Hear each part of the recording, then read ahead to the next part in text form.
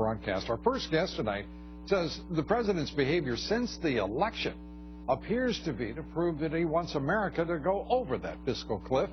Joining us now is Congresswoman Diane Black, a member of the Budget and the Ways and Means Committees.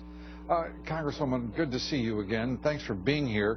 Let's begin, if we may, with the Speaker in a 56-second long news conference saying, frankly, this isn't going to work. We're going to have a vote tomorrow, and you all are going to decide whether it passes, and the president can decide what he's going to do. That sounded rather curt, very specific, and frankly, very final.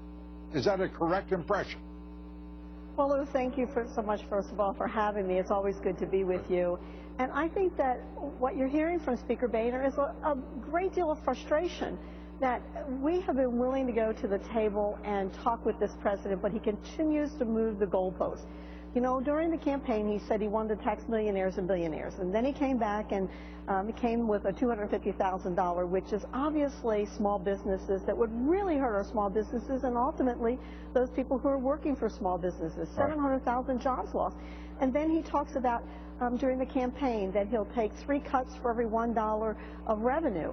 You hear him talking about $1.6 trillion worth of spending, and in that, another spending on a stimulus package that didn't work the first time. Yeah, So he keeps moving the goalposts. Let me just let our audience know where we are right now in the president's proposal. Sure. He's at 1.3 in spending, in tax hikes, and about $850 billion in spending cuts, depending on how you want to do the arithmetic.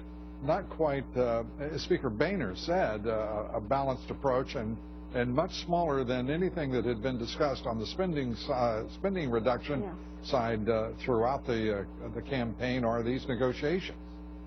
Well, we keep on, again, hearing him move the ball down the court and move the goalpost. And what was really discouraging for me was when Secretary Geithner about 2 weeks ago sat there and said, oh yeah, let's go off of the cliff. I'm beginning to believe that's really where they wanted to be to begin with. They'd like to see all of these taxes go up on the hardworking taxpayer so that they could have over $4.7 trillion worth of new revenue.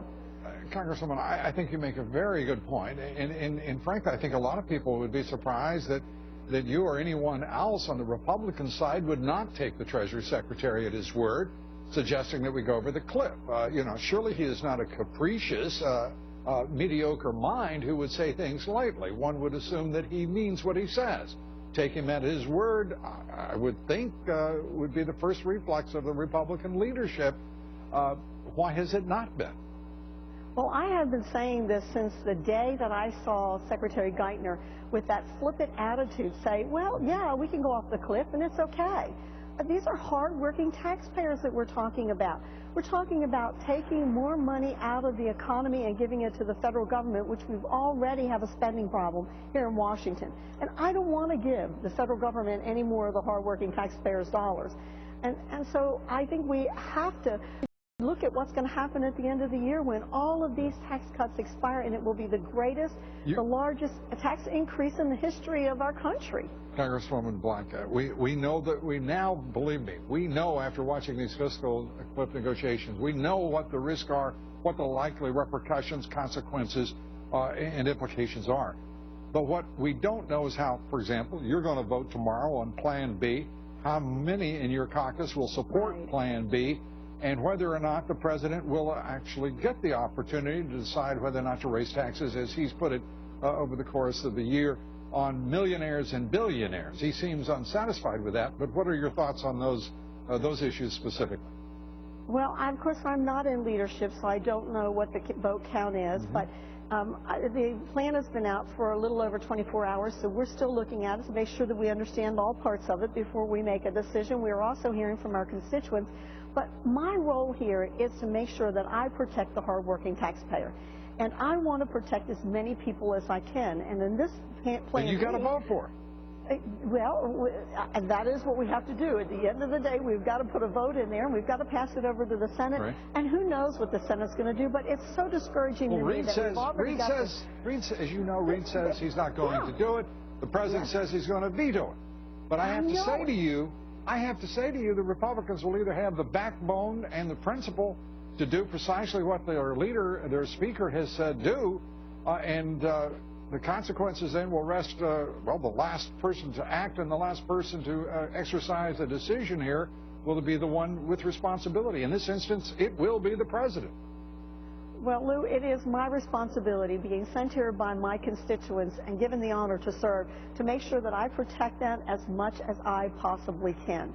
And that's really what I'm going to do, because we know that raising taxes, especially in the where our economy is so difficult and where we could potentially go into another recession, lose more jobs, see a decrease in the amount of revenue. By the way, to talk about a spending problem that we have here in D.C. is we're now in a revenue situation. We're almost up to the historical average and almost back to that 18% of GDP in our revenue collection. So that just tells you we have a spending problem here in this town. There has never been any doubt here. And we are keenly aware that your constituents sent the right person to represent them. Congresswoman Diane Black, good to have you with us. Good luck.